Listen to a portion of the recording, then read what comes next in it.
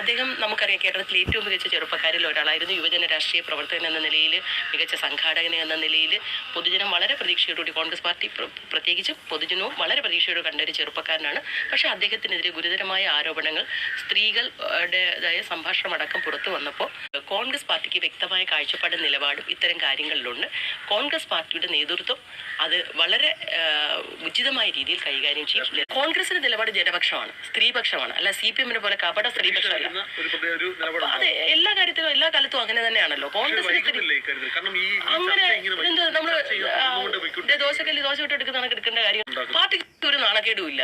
Shrimati teacher തീവ്രത അളക്കാൻ പോയ നാട്ടില് PK ശശിയെ പിടിച്ച് പിന്നെയും സ്ഥാനങ്ങൾ കൊടുത്തു. അതല്ല ഏറ്റവും വലിയ തമാശ എന്ന് പറഞ്ഞാൽ, PK ശശിക്കെതിരായിട്ട് CPM വനിതാ നേതാവ് ആരോപണം ഉന്നയിച്ചിട്ട് അടുത്ത മാസം ഞാൻ അതുവഴി പോകുമ്പോൾ സ്ത്രീ സുരക്ഷാ ജാഥയുടെ ക്യാപ്റ്റൻ ഷൊർണൂരി ബാനർ കാണുക PK ശശി. നമുക്കറിയാം, ഈ ഷാഫി പറമ്പിൽ MP ലക്ഷ്യം വെച്ച് CPM ജില്ലാ സെക്രട്ടറി പറയുന്ന വാക്കുകൾ കേരളത്തെ സ്ത്രീ സമൂഹത്തെ അപമാനിക്കുന്നതാണ്. ഈ സ്ത്രീകളെ സുന്ദരികളെന്നും അല്ലാത്തതെന്നൊക്കെ വേർതിരിക്കാൻ CPM ജില്ലാ സെക്രട്ടറി ആരാ? ഇത്തരത്തിൽ ഏത് മാനദണ്ഡത്തിന്റെ അടിസ്ഥാനത്തിലാണ് സ്ത്രീകളെ ഇങ്ങനെ വർഗീകരിക്കുന്നത്, ക്ലാസിഫൈ ചെയ്യുന്നത്? പാർലമെന്റ് അംഗം എന്ന നിലയിലും ഒരു പൊതുപ്രവർത്തകൻ എന്ന നിലയിലും അദ്ദേഹവുമായി സഹകരിക്കുന്ന സ്ത്രീകളെ മോശം രീതിയിൽ ചിത്രീകരിക്കാൻ സൈബർ ഗുണ്ടകൾക്ക് അവസരമുണ്ടാക്കി കൊടുക്കുകയല്ലേ ചെയ്യുന്നത്?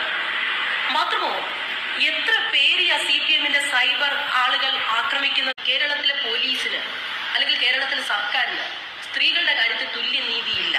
മറ്റ് സ്ത്രീകൾക്കെതിരെ നടത്തിയുള്ള ആക്രമണങ്ങൾ സ്ത്രീകൾക്കെതിരെ മാത്രമല്ല, പുരുഷന്മാർക്കെതിരെയായാലും അതാണ്. കാപ്പി സ്ക്രീൻഷോട്ട് പ്രചരിപ്പിച്ച കേരളത്തിനെതിരെ എന്തെങ്കിലും നടപടി എടുത്തിട്ടുണ്ടോ ഇത്രയും കാലത്തിനിടയിൽ?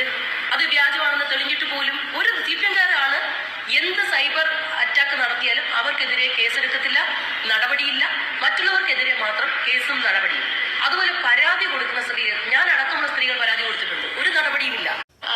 ആരോപണങ്ങൾ ഉന്നയിച്ച് കേരളത്തിലെ സ്ത്രീകൾക്കെതിരെയാണ് ഇത് ബാധിക്കുന്നത്, സ്ത്രീകളെയാണ് ഇത് ബാധിക്കുന്നത്.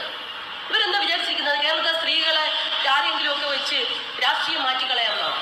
തെറ്റാണ്. ഇത്തരം പ്രവണത രാഷ്ട്രീയത്തിന് ഒട്ടും ഉചിതമായ കാര്യമല്ല. CPM കേരള രാഷ്ട്രീയത്തെ മലിനമാക്കുകയാണ്. കേരളത്തിന്റെ രാഷ്ട്രീയ പരിസരം എന്ന് പറയുന്നത് ധാർമ്മിക മൂല്യങ്ങൾക്ക് പ്രാധാന്യം കൊടുക്കും.